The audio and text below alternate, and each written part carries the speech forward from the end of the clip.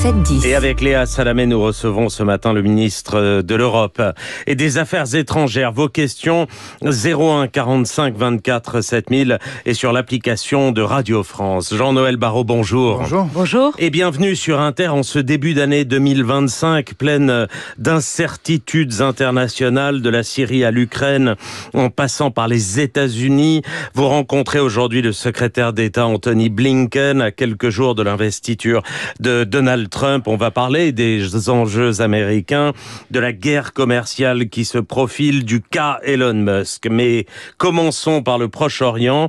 Il y a un mois, jour pour jour, le 8 décembre, le régime de Bachar al-Assad s'effondrait après 5 décennies de règne Assad en Syrie. Vous vous êtes rendu récemment à Damas avec votre homologue allemande Annalena Baerbock, sous mandat de l'Union européenne. Vous y avez rencontré le 3 janvier le nouveau dirigeant du pays, l'islamiste Ahmad al-Chareh. Vous avez salué des échanges très constructifs et on va revenir au fond de ces échanges. Mais un mot d'abord sur la réouverture symbolique de l'ambassade de France à Damas, fermée depuis 13 ans avec la rupture de nos relations diplomatiques. Qu'avez-vous éprouvé, ressenti en voyant à nouveau le drapeau français y flotter ? Beaucoup d'émotions, parce que lorsque nous avons quitté cette ambassade, en mars 2012, le régime criminel de Bachar al-Assad réprimait la révolution syrienne dans le sang. Et beaucoup d'émotions, parce que nous avons retrouvé sur place des Syriennes et des Syriens que, malgré notre absence, nous n'avons jamais cessé de soutenir tout au long de ces années, et de lire dans leurs yeux un nouvel espoir se lever. Un espoir qui certes est fragile, c'est clair, mais c'est un espoir réel. On a vu, et l'image a fait le tour du monde et des réseaux sociaux, le nouvel homme fort du régime, Ahmad al-Chareh, refuser de serrer la main à la chef de la diplomatie allemande. Ça vous a choqué ? Écoutez, est-ce que j'aurais préféré qu'il serre la main d'Annalena Baerbock ? Évidemment que oui, mais ça n'était pas l'objet de notre déplacement, non. L'objet de notre déplacement, il était clair. C'était de faire entendre les attentes des Français et des Européens, et notamment en matière de sécurité. Vous allez nous dire, et on va parler des sanctions, mais qu'est-ce que ça dit qu'il refuse de serrer la main de la chef de la diplomatie allemande ? À nouveau, ça n'était pas l'objet de notre déplacement. D'ailleurs, Annalena Baerbock savait par avance qu'il resterait campé sur cette coutume. Ensuite, ce qui aurait été beaucoup plus problématique, si je puis dire, c'est que dans nos échanges, il ne fasse aucun cas de nos attentes très fermes et très claires sur la condition des femmes, ce qui n'a pas été le cas. Lundi, Emmanuel Macron appelait à regarder sans naïveté le changement de régime. Vous le savez, Washington a annoncé un allègement temporaire des sanctions à l'égard de la Syrie pour ne pas entraver la fourniture de services essentiels à la population.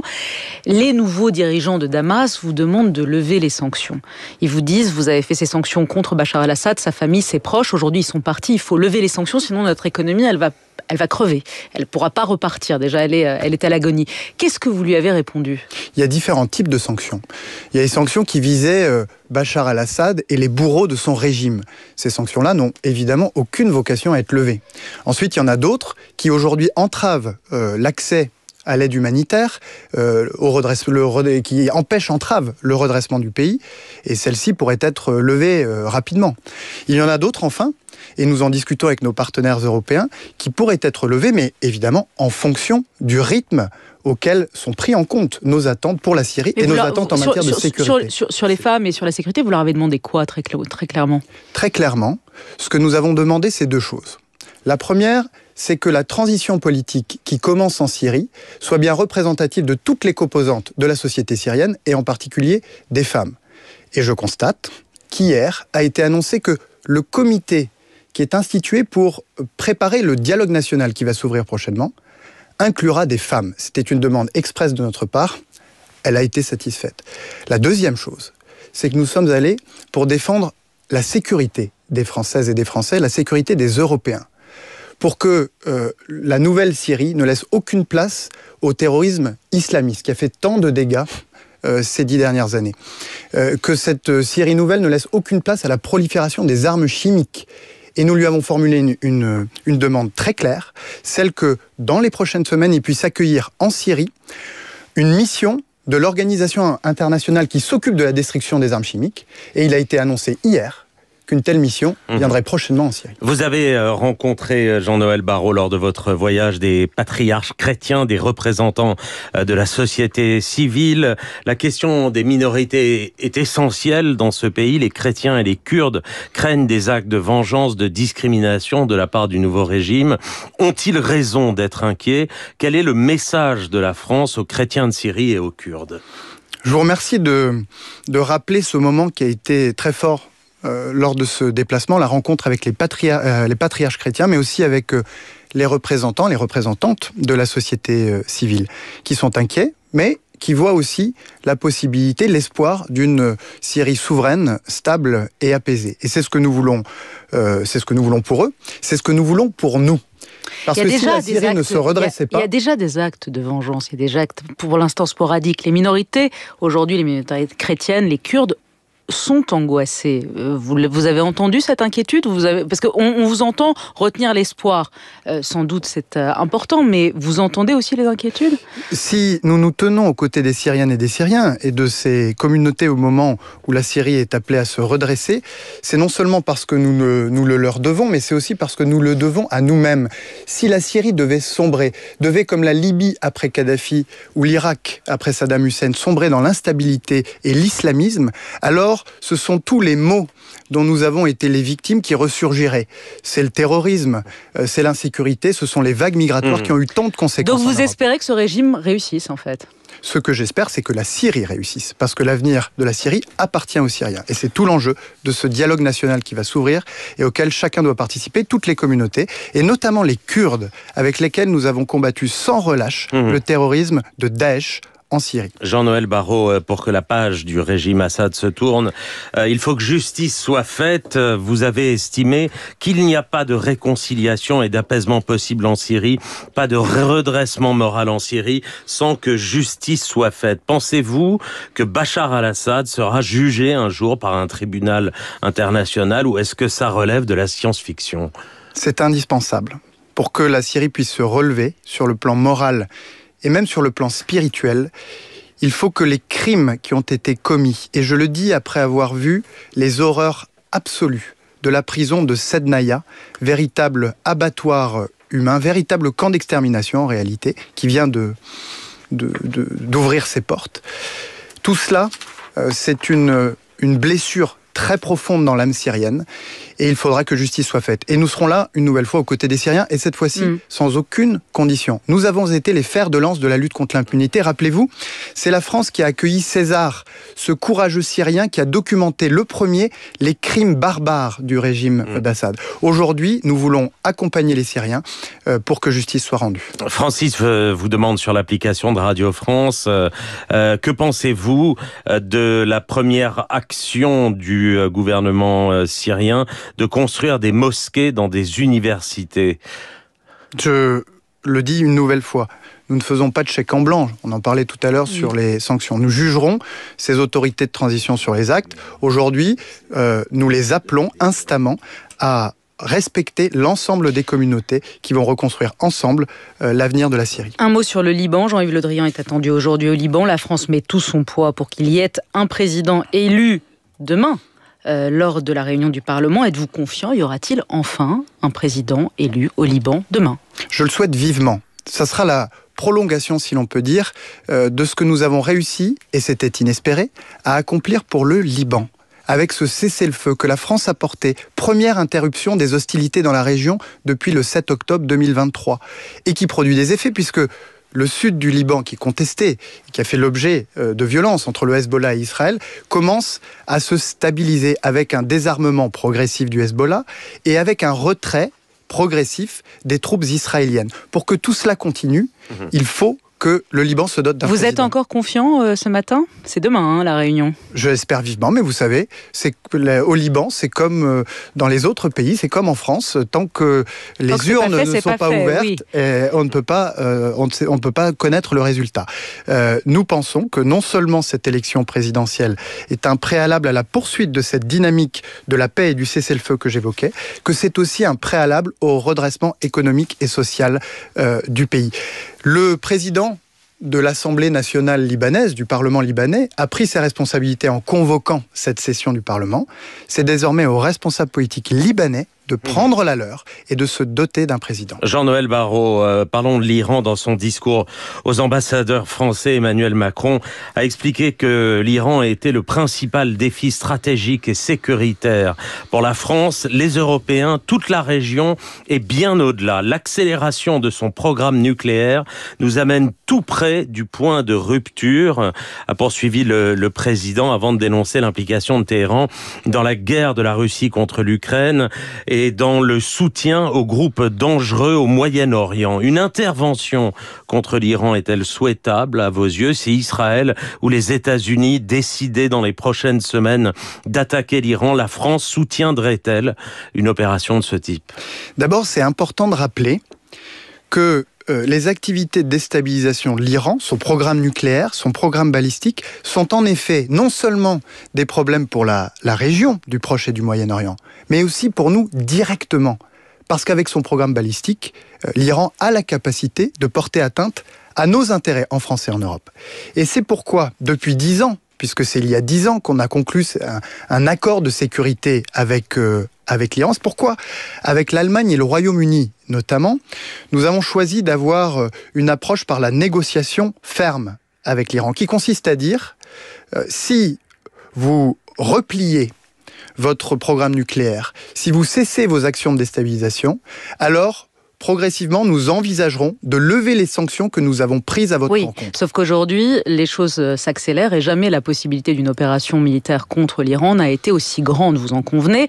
La France soutiendrait-elle une telle opération? La France soutient une approche de négociation par la force, si je puis dire. C'est-à-dire une négociation par laquelle nous obtiendrons des résultats très concrets sur le programme nucléaire, sur les activités balistiques. Jean-Noël Barrot, on en vient aux questions brûlantes dans un instant sur les États-Unis, sur Donald Trump et sur Elon Musk et ses dernières déclarations. On voulait évidemment vous entendre sur ça, mais encore une question, parce qu'on a entendu à 7h50 au micro de Sonia De Villers Narges Mohammadi, la prix Nobel de la paix, qui était incarcérée à la prison d'Evin et qui donnait des nouvelles alarmantes de l'état de santé de l'otage française Cécile Kohler, qui est détenue en Iran depuis mai 2022 avec Jacques Paris, avec son compagnon.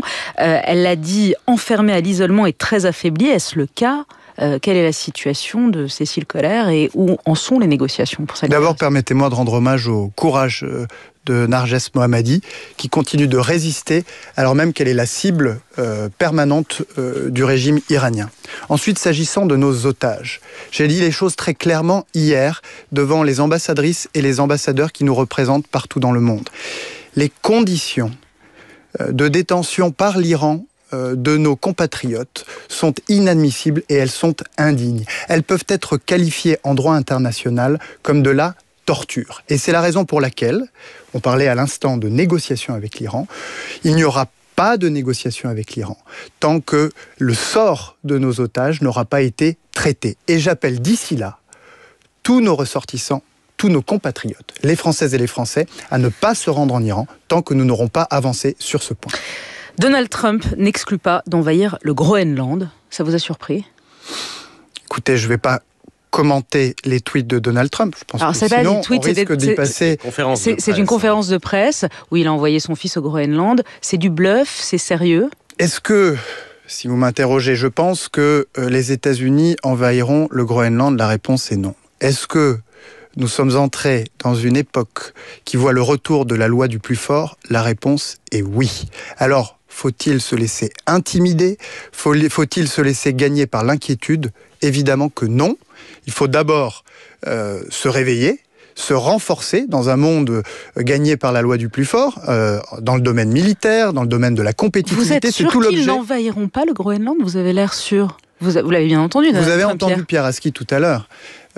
La nature profonde des États-Unis d'Amérique, ça n'est pas d'être impérialiste. Est-ce qu'elle n'est pas en train de changer?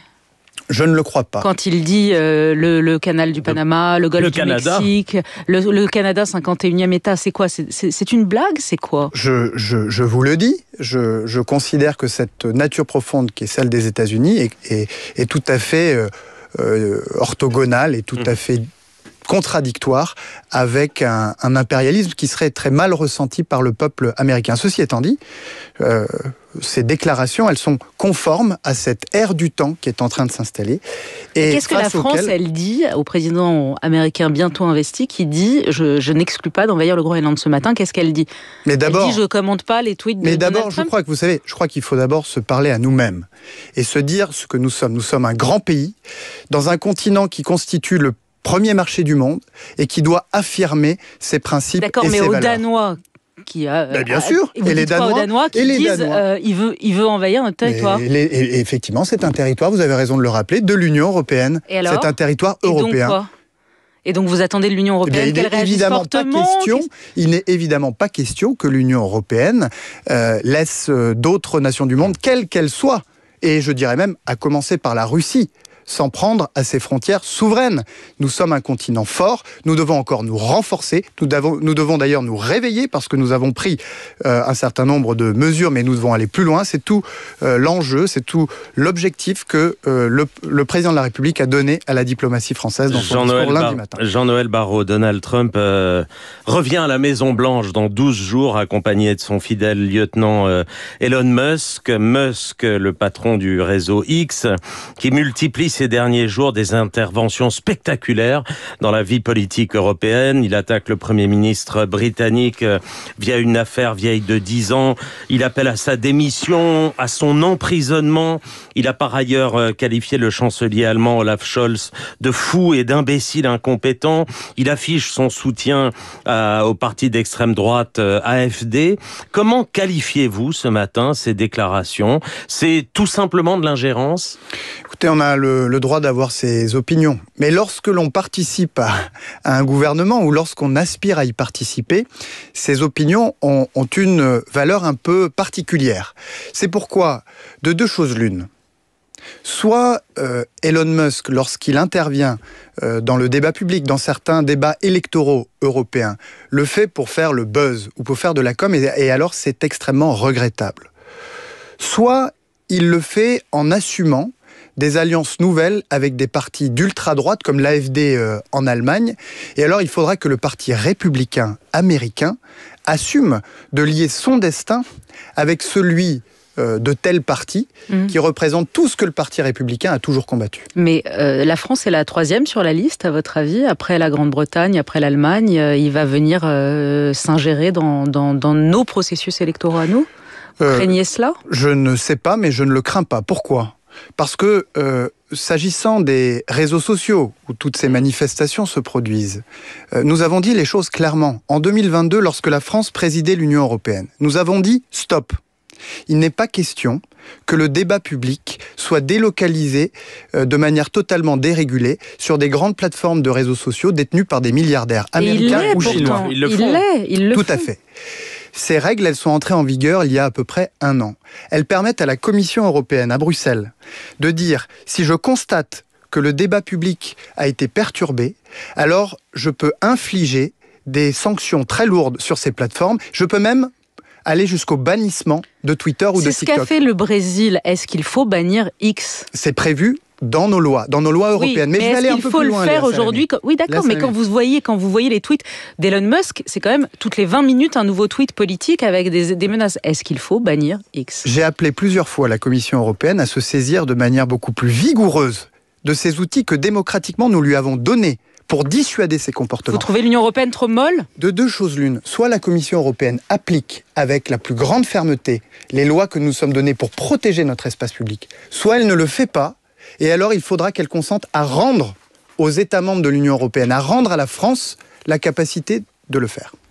L'autre grande incertitude. C'est clairement une menace, là, ce que vous dites à l'endroit de l'Union européenne. C'est le principe de subsidiarité. Vous leur dites clairement, ils sont trop mous vis-à-vis des attaques d'Elon Musk et d'autres. Je leur dis que nous avons bâti l'Union européenne sur un principe, le mot est un peu jargonneux, c'est celui de la subsidiarité. Le pouvoir est exercé là où il est le plus efficace.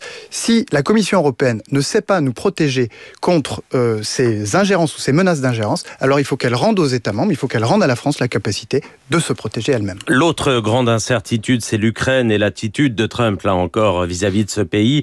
Emmanuel Macron a eu cette phrase hier: les Ukrainiens ont à mener des discussions réalistes sur les questions territoriales et eux seuls peuvent les conduire. Alors, qu'est-ce que ça veut dire exactement qu'Emmanuel Macron, que les Occidentaux appellent les Ukrainiens et Zelensky à renoncer au Donbass, à la Crimée, à lâcher 20% de leur territoire aux Russes et à Poutine? C'est ça? Traduisez-le pour nous, s'il vous plaît. Ce que nous disons et ce que le président de la République a rappelé, c'est que si depuis bientôt 3 ans, nous soutenons pleinement le combat des Ukrainiens contre l'envahisseur russe, c'est d'une part parce que une telle annexion par la Russie consacrerait définitivement la loi du plus fort dont on parlait à l'instant, mais d'autre part parce que c'est bien notre sécurité qui est en jeu. Le combat des Ukrainiens, c'est aussi le nôtre. Ce sont les Ukrainiens qui aujourd'hui tiennent la première ligne de défense contre la poussée de la menace. Et c'est pourquoi nous avons tant fait et c'est pourquoi nous allons continuer à le faire. Ensuite, et nous l'avons toujours dit, ce sera aux Ukrainiens de décider du moment et des conditions de l'ouverture des négociations de paix. Et dans ce moment-là aussi, nous aurons une responsabilité. Quelle sera cette responsabilité ? Les garanties de sécurité. Les garanties de sécurité. Oui, mais faut-il préparer les Ukrainiens et les Européens qui soutiennent les Ukrainiens à les voir concéder 20% du territoire, à les voir concéder la Crimée et le Donbass? C'est à ça qu'on prépare les esprits. C'est une question qui appartient intégralement aux Ukrainiens. Mais nous avons une question très difficile à nous poser. La menace russe a progressé vers l'ouest depuis un certain nombre d'années. Depuis 3 ans, elle a muté. Elle s'est métamorphosée en menace d'invasion à grande échelle. Elle s'est internationalisée vers l'Asie. Elle a pris des formes hybrides qui ont touché des pays européens. Ne croyons pas, quelle que soit l'issue de négociations de paix, que c'est la fin de l'histoire. Jean-Noël Barrot, on ne vous laissera pas partir sans vous poser une question sur Boualem Sansal. Pourquoi il est toujours dans les geôles algériennes à l'heure où nous parlons? Je suis tout à fait consterné, comme de très nombreux Français, par sa détention, par le rejet par la Cour d'appel d'Alger de sa demande de remise en liberté. Le président de la République s'est exprimé clairement sur ce sujet. Nous sommes très préoccupés par les conditions de sa détention, très préoccupés par ses conditions de santé, et nous regrettons l'attitude qui est celle des autorités algériennes qui expriment des messages d'hostilité vis-à-vis de la France, alors même qu'en 2022, les 2 présidents, français et algériens, ont signé une feuille de route qui projetait notre relation vers l'avenir. Mais pour tenir une feuille de route, il faut être 2. Je suis évidemment à disposition des autorités algériennes pour avoir un dialogue franc sur le sujet, mais encore faut-il qu'elles le veuillent. Merci Jean-Noël Barrot, ministre de l'Europe et des Affaires étrangères. Merci d'avoir été à notre micro ce matin.